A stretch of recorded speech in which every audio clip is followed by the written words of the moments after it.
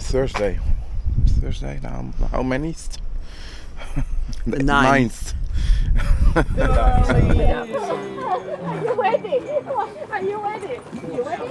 Ready? The boat ready? Boat? For what? Is the boat tour? Yeah. Yeah? Yeah. You're joking. I think we are at the wrong event. I thought it was a holiday tour. Yeah, it's a holiday tour for some. Just here and I'll tell you what's going on. Okay? It's all very simple.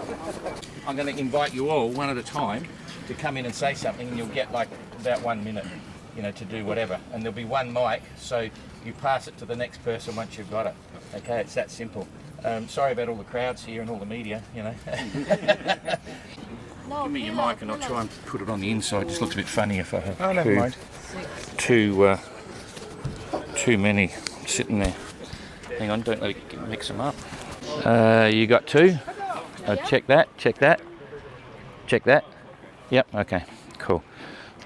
Okay. First official press conference for 2 things, the Globe 580 Transat going from Lanzarote to Antigua, as well as a follow-on to the beginning of the mini Globe race, which is all the way around the world. So where did it all begin? It started about 15 years ago when I was sailing a 25-foot open boat, whale boat, across the Pacific, and expedition called the Talisker Bounty Boat Expedition. And we were recreating the actual journey of William Bligh after mutiny on the Bounty. Some of you will know that. And during the course of that 45 days at sea with no food, no water and all the rest of it, I was thinking, wouldn't it be good to set up a race in little plywood boats across the Pacific?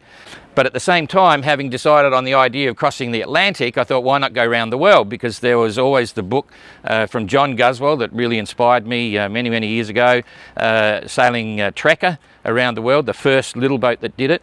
And so we threw that in the mix as well. We've now got 250 builders in 37 countries around the world. And today we've got 12 of them here. This is the biggest fleet we've ever had. This is the 3rd running of the Transat race, and this is the 3rd edition of the Transat. And we're also back for the 3rd time here at Rubicon Marina. Now this is fantastic. It's just a great place to be. We're setting off on Saturday. Start is at 2 o'clock in the afternoon. From the breakwater here, if you're local, you'll be on the breakwater to see what's happening. And it's a serious adventure. I mean, it's all a lot of fun, and I've got to say the vibe here with the entrance is just simply crazy, right? I'm not sure it's because you've got to be a little bit adventurous and a little bit unique to want to build a little boat like this anyway, but it's a fun time. But it gets very serious once they leave here. About 3,000 miles across to the National Sailing Academy in Antigua. Fantastic hosts over there as well. It's like the tropics and real Caribbean vibe sort of thing, and I'm sure they'll be happy when they get there. But on a serious note, you know, some people, when you say to them, you're going to sail oceans in a 19-foot plywood box, they say, you've got to be kidding me, don't be stupid, it's reckless, all those sorts of things. All I can say is you have to stand beside one of these boats to understand what they really are. There's nothing like them anywhere in the world. They're built super strong. The sailors themselves have built their boats in the backyards and under tents and all that sort of stuff. They know every inch of the boat, or a couple of them have actually bought boats now, but they know the boats really well. They're as close as you can get to what we call Category O or Category 0 in World Sailing Safety Standards. They have all the safety gear. They've done the medical training, they've done the survival training, they've done the medical examinations, and they've just done a trial run 600 miles from Lagos, from Marina Lagos here to Lanzarote, and it settled them in. It was a learning exercise for them all, and I think they're all quite keen to get out there. The conditions going across, it's the classic trade wind route, sailing from Lanzarote to the Caribbean. A lot of rowing boats do it. One of our entrants has already rowed it, Jasmine. But it still can dish up some challenging conditions. Last year, in the 2nd edition of the race, some of the entrants were getting 70 knots and, sort of 5 metre seas, 6 metre seas, but the boats handled had a ball. So stand by. It's a typical adventure with an unknown outcome. One of our entrants today, Niels, is only doing the transatlantic race, okay, only doing the Transat. The rest of them, if they're still up for it after they get there, are continuing on around the world in the mini Globe race, and this is it. So here we are, Lagos to Lanzarote for the trial run. We're now in Rubicon Marina here. 3,000 miles across to Antigua to the National Sailing Academy, big parties, and then it gets extremely serious because the entrance, and there'll be 4 more waiting for us in Antigua.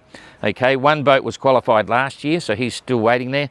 We've got 3 other boats arriving, 2 from America sailing down, and 1 that's shipped across from Australia. So there'll be 15 of the 580s heading across the Pacific, all the way across the Pacific, over the top of Australia, underneath Cape Town, South Africa, across to Recife, and then back into Antigua.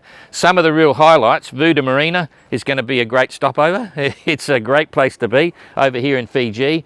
Cocos Keeling, a little island just here, is paradise. You know, that's cool. In fact, all of the stopovers are quite exotic. This is really a human story again. You probably know that we run the Golden Globe race and the Ocean Globe race and now the Mini Globe race. Quite unique to have 3 around the world races, but it's all about giving ordinary people, and I'm not saying anyone here is ordinary, but not the elite, you know. These are real humans, and every one of our events really sort of looks at the human story. So the big difference of this edition, whereas the Golden Globe race and the Ocean Globe is retro and we restrict all the communications, all of these guys and girls can use anything they want. They're actually taking Starlink on their boats, they've got Iridium Go execs, they've got satellite phones, cameras, bits and pieces. They're all filing on their own social media networks. So yes, as an event, we will be promoting a lot of that, showing the videos and the photos for the next 15 months. It's going to be an epic journey all the way around, but you can certainly log on to the individual entrants. They'll be producing and filing all sorts of stuff. So remember that the big stories, we'll try and capture them and get them out, but there's going to be a lot of fun backstories. Excellent. Thank you. My name is Dan Turk from Canada. I have my boat is Little B. I'm super excited to be here, and I guess the first bit was back in the GGR 2018. Saw the Round the World racing and started following that. Jean-Luc Van den Heede, and I thought, wow, that'd be really cool to do something like that. But I was really intrigued when I saw this race and saw all the different stopovers and being able to do it with a big group and be exploring the world and seeing different sites and countries and all that kind of stuff. So I bought the plans, started building during COVID, and launched 14 months later. So it's been quite the journey, and now amongst all my competitors, the community has been just great, and I can't wait to get back out in the water and race on. Okay. Very good. Hi, I'm Jasmine Harrison, hull number 88, boat is called number 2.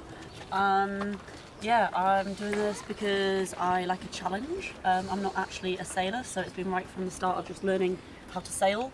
And the idea of like the mini boats is just perfect because I think it's the nice mixture of like kind of the adventure side of it to actually having to do something a bit more professional as well. And I'm just really excited to get to Antigua again and keep going around. Cool. Yeah, rah. Hello, I'm Kerry Harris, a British sailor. I have Origami, hull number 47, that was very ably built by Peter Kenyon for the first transatlantic race. She's in great shape and ready to go. I'd like to thank Don and Janice for their concept behind this race. What a great opportunity for us to go around the world in these challenging boats, and a great team around us and the competitors. There's a great ambience and relationship between us already. Good morning. Good morning, Eli. So how are you? I'm very well, thank you. Enjoying my time here in the Canary Islands. So tell me your story. Why are you making all these beautiful pictures? What's your name to start with? Okay, my name is Christine Turner. I'm English and Australian. Lived in Australia for many years. I'm involved with this race because 11 years ago I left my job. I sold my apartment, and within a week I was in Samoa doing a yacht delivery. So for the last 10 years I've been sailing on and off around the world, doing yacht deliveries, cruising, and generally getting involved and seeing 85 countries around the world. Oh, that's spectacular. So why are you working so hard making these beautiful pictures for this race? Because we know you are not paid a dime. No, I'm not paid a dime. That doesn't matter. I'm retired, and I got involved with the racing when Kirsten was involved with the GGR, and I started following Don every day, and he became my daily fix, listening to Don.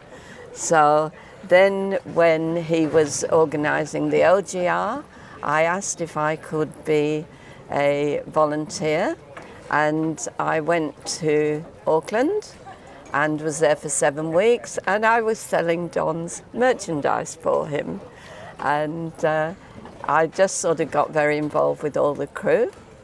So then when this came along, I asked Don again, is there anything I can do as a volunteer? A lot of the entrants have team managers, and so I'm just planning at this point in following them all around the world. I've been in Lagos for a month with the mini globe race. Now I'm here, and I'll be here for a month. Then I fly to Antigua, and I'll be there for a month, and then hopefully I will continue when the race itself starts. I definitely want to get back to Cocos Keeling because I've actually sailed the 3 oceans, and one of the stops was Cocos Keeling. What do you think about this bunch of small boat guys? I think they're absolutely amazing. They have, I just think they're lucky to be able to do this on their own, but with the support of Don. Well, I feel like they're family, and I just love, and I know the families are very appreciative of my doing that for them. So, yeah, that's really what I want to do. Just basically help everyone, go around the world the easier way now. I was injured in a racing accident about a year ago, and yeah, this is my new passion in life, taking photographs of these amazing people. Thank you very much for sharing. You're more than welcome. Thank you, Ian. I've just been tidying up some things on the boats. I had to do some shuffling around with some of the solar and things, and get the emergency solar panel up and running, and that's all good now. I've just been doing some changes to the running rigging, and now I just went and got some bits and pieces from the shops. So I went and bought myself a bottle of rum. Obviously one of the most important things moving forward. Yeah, essentially just be packing up from here. So yeah. I've only done about 1,000, so maybe a bit more. So not too much yet. So that's not bad. Pretty new. You know, solo sailing. I'll be about up to 2,000 miles. So I haven't done much solo sailing. I've probably done about 10,000 nautical miles double-handed, and a fair bit in fully crewed. So relatively experienced ocean sailing in that regard. But for me, the new thing is solo sailing. So it's that's one thing I'm getting used to, and still very green in that regard. Yeah. Are you very confident that you will carry on from Antigua, or is it still up for debate? No, it's very confident unless something goes wrong with the boat or myself. Obviously, the ocean can throw anything up and anything can happen, but certainly intending on carrying on. At the end of the day, it's, for me, like the biggest challenge will probably be for me when I get to Australia, because I'll be halfway around the world and I'll have my family there, and and finances and things. I just got to play it by ear. Of course, I want to get around the world, but that'll be the checkpoint for me, I think, in Australia, to figure out whether or not everything's going right to continue on. And fingers crossed, and I'm certainly planning on continuing on, but we'll just see what happens. Yeah, we had some challenges last year. They not with my wife and that, but my parents, you know, it was quite challenging for them to understand why I was doing something like this and giving up a good job and selling a house and really just putting everything into this race. And my wife, she's spectacular. She, you know, she's more, you know, she wants me to finish this race more than I want to finish this race at this stage. So I've always said if that changes and she wants me to, if something happens at home and she wants me to pull the pin for whatever reason, I'll certainly look at that because the family comes first and safety is always first as well. But at this stage, she's always been my biggest supporter and the one that's actually pushed me to achieve my goals. So if it wasn't for her, I wouldn't even be here. So I've got 3 kids. I've got a 20-year-old, a 19-year-old and a 15-year-old. So obviously the last sort of 20 years has been focusing on getting them through school. I've been doing my own adventures, but getting them through school and making sure they're set up ready to go. It's never a good time to go away from the family, but they're at an age now where they're sort of starting to become self-supportive, and you know, and now I've had this dream since I was a kid. I had kids young myself, and now I'm getting to live out my dream. So I'm pretty excited. Out of pocket, how much?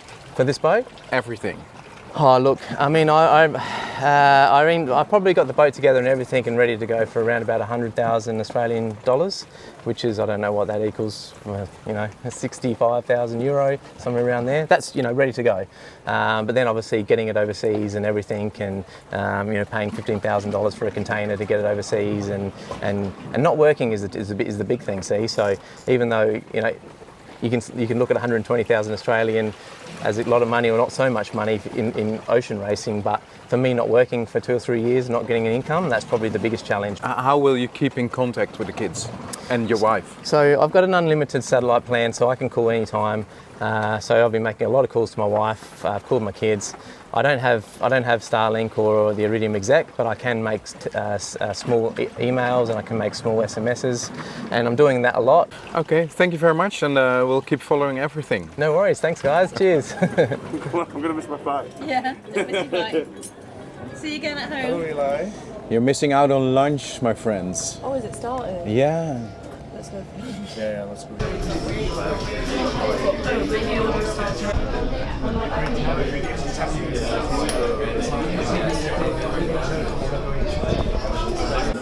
So anyway, it was about 100 miles out from here. All of a sudden, I was looking out the distance. I was like, what is that? Like, my dream is the dolphins coming at me. I think that's orcas. So it's like, oh no, what do I do? Okay, I saw them coming at me, like the joke back at home was like, oh, imagine if I smashed my boat up by orcas on the first trip. Like, that would be devastating. And sure enough, these things are coming at me now. And so I had 2 things in my mind. I'm like, either going to grab my camera or I'm going to do something else and grab. I thought it was a bit more serious than that, so I grabbed the satellite phone. So I got the satellite phone out and I rang Nikki. And so I got her on the phone. I was shitting myself. Like, I was shaking. I was literally shaking. And these things are coming closer. And this one at that time, he was like doing this sort of thing, and he's like sort of intimidating. Anyway, as I was about ringing, I was like bracing for impact because these things were charging. Anyways, they've gone down right before the boat, and they've gone under the boat, gone out of sight. I'm like, fuck. And so I rang Nikki and got her on the phone, and then I was like, Nikki, I'm shitting myself. I got 2 orcas after me. First thing she says to me, she goes, grab your knife.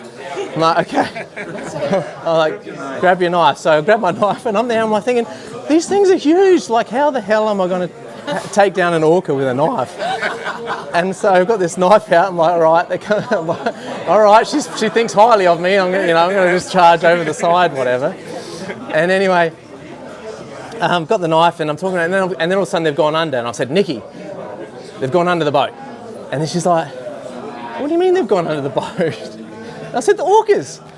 And she goes, oh, I thought you said there were hookers. I said, Nikki, why would there be hookers charging me like in the middle of the ocean? Seriously. And all of a sudden I'm pissing myself laughing. I've got a knife, and then I thought, this is beautiful. I said, not only did she think that I was like not telling a joke, she thought I was serious, and she thought I had pirate hookers after me, not orcas. So after a while, yeah, they just disappeared, and that was it. But I rang up Nikki afterwards, and we were just in hysterics for like 20 minutes. Just in the middle somewhere, or?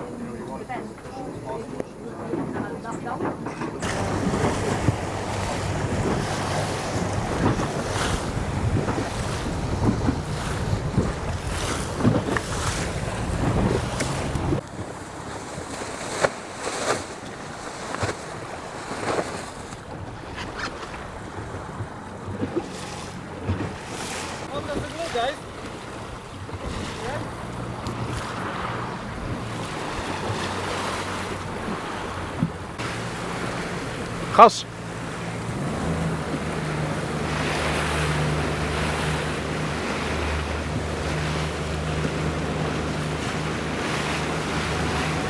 Yeah, it's been a while. It's been a while because last time we were, I thought, yeah, we were on the rib talking about We that were you... on the rib and Yeah. we went over to the start and we watched the start from the rib. Exactly. And at that moment you just had a set of plans. So how are you doing? Indeed, yeah. We had a set of plans, but that didn't quite work out. Life went in its way and yeah, it just didn't work out. But we're back. We're back and we now have a boat. We bought number 46. Yeah, I mean, the boat is absolutely fine. Joe Vives, who built it, did an absolutely fantastic job. The thing is, he did it to meet his criteria, and it's not going to meet Don's rules for, you know, and what I need for safety. So it needs some safety equipment, it needs some adaptions, it needs a wind vane. Yeah, hopefully on the next Transat, I'll be here on the boat. I'll have sailed it over from England and we'll have had the experience of doing that just to, yeah, that's the plan. So let's see where life takes us, eh? Let's see. Thank you, Chris.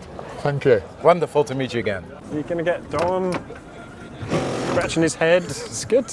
Exactly. Okay, so let's start. Yeah. Peter Kenyon. Hello. Hi. Yeah, no, I haven't been here since 2021.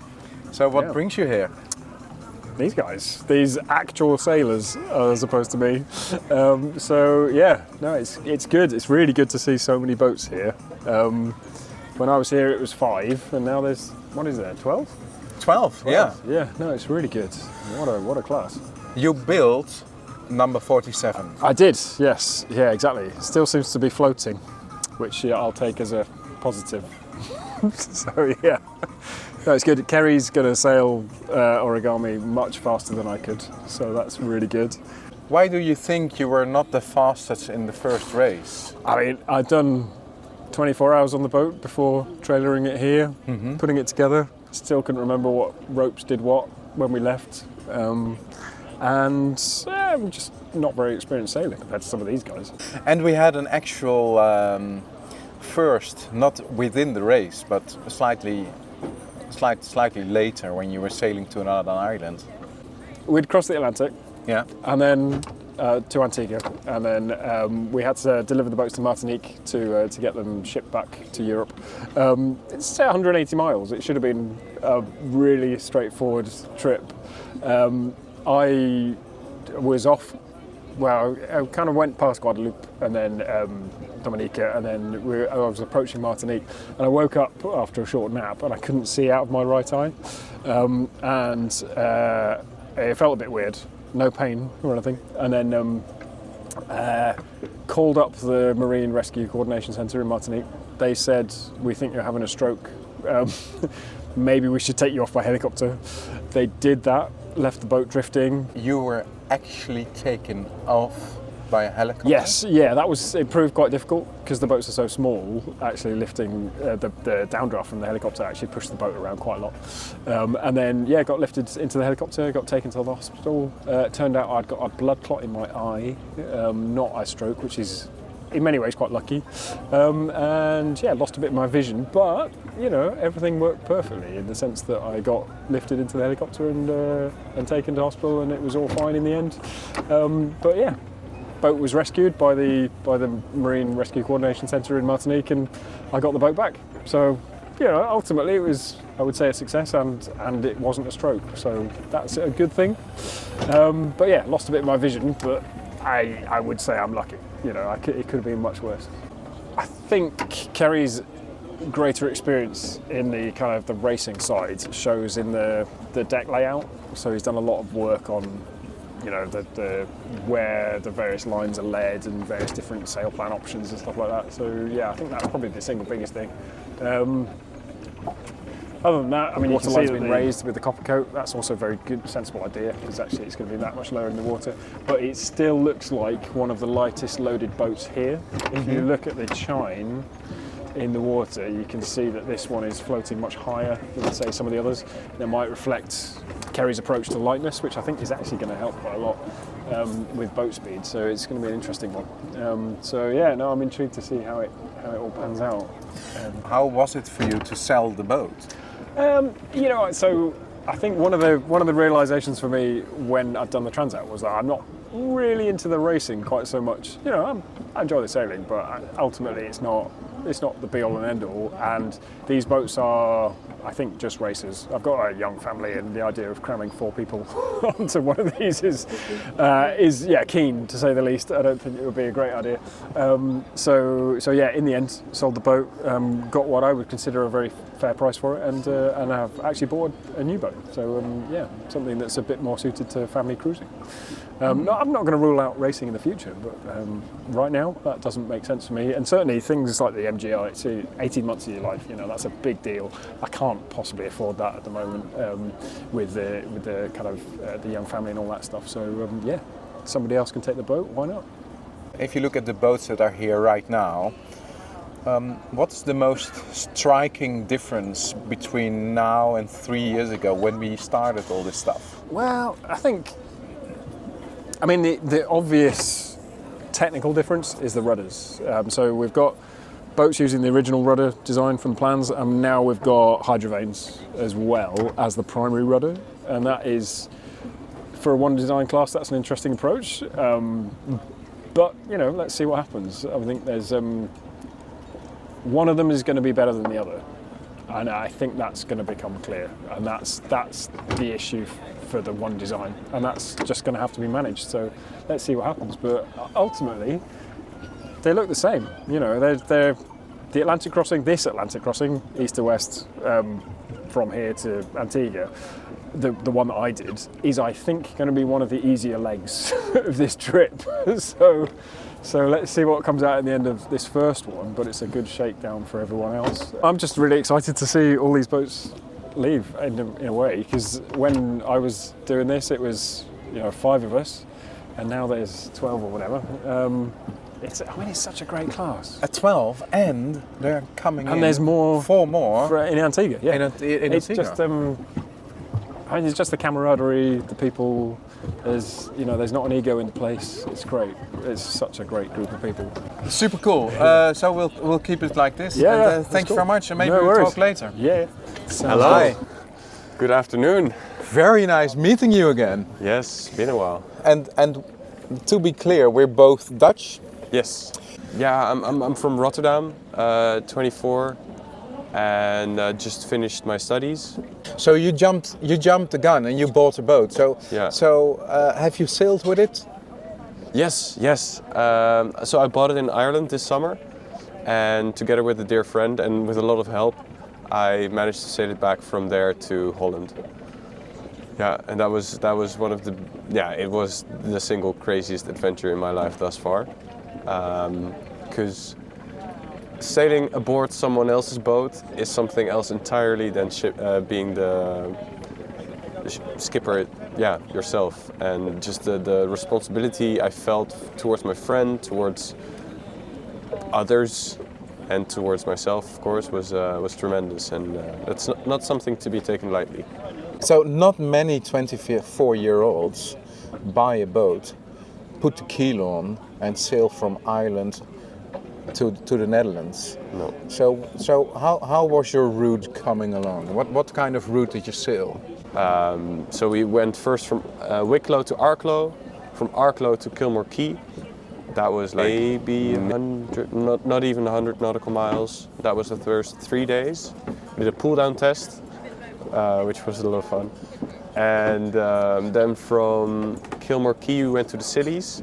That was a long voyage, 50 hours.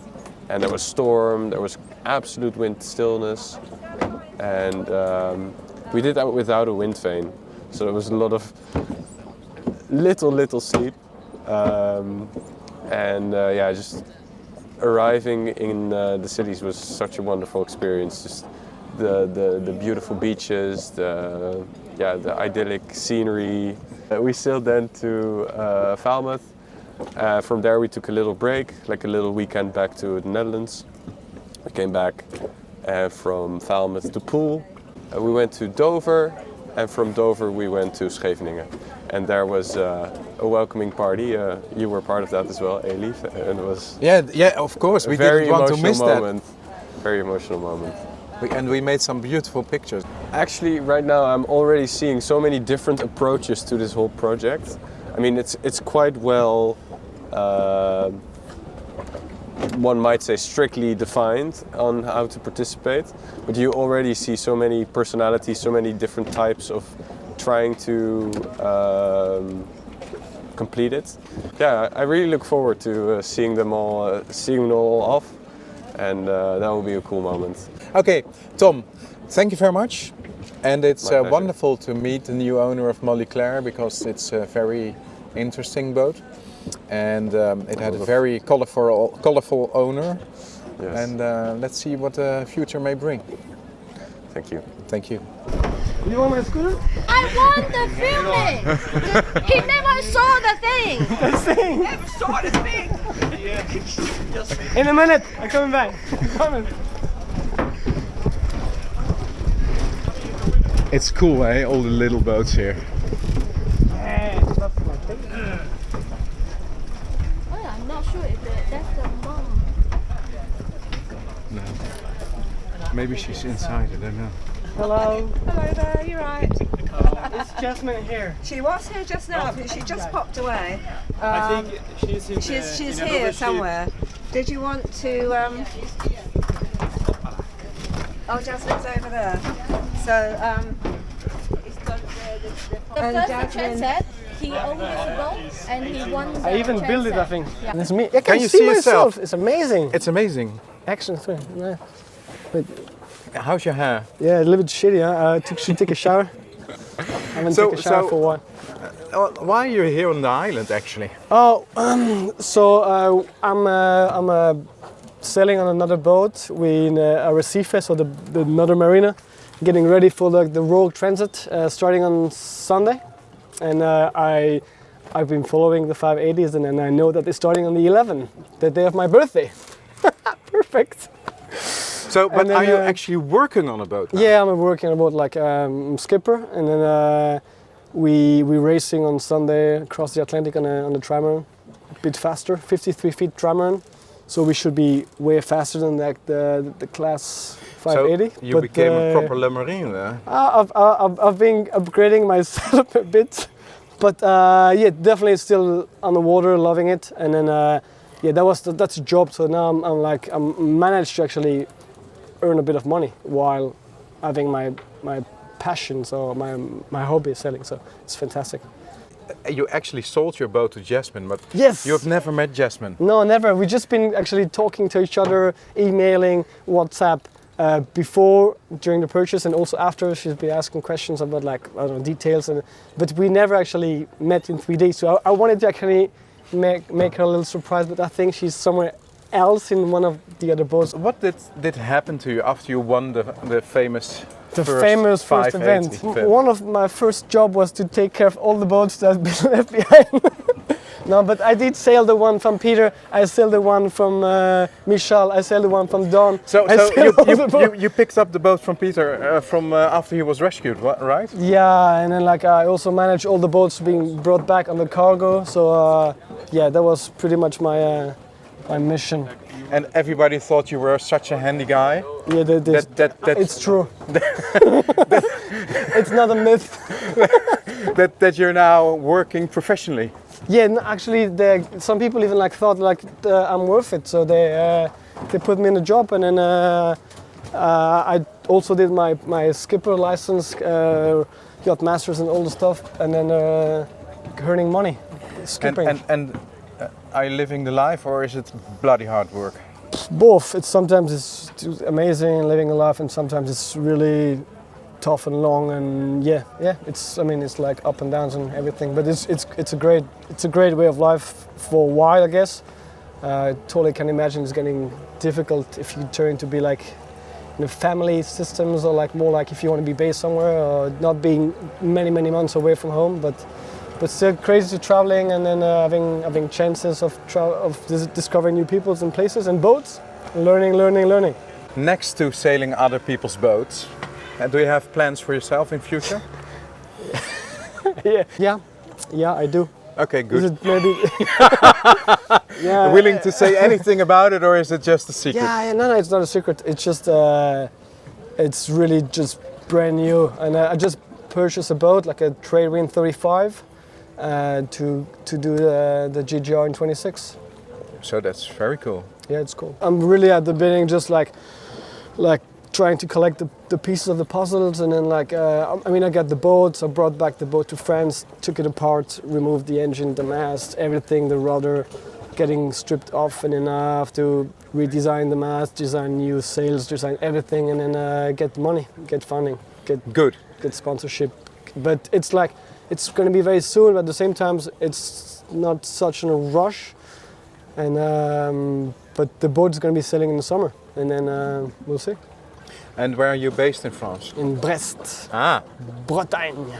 Jasmine, we're looking for Jasmine. Well, the boat's down there. Yes. But, she's doing a sponsorship. So, last job of the day, obviously, is to bring the rib round to the other side. I have some spectacular nice footage again from today. Yeah, no, it's good, eh? Was it so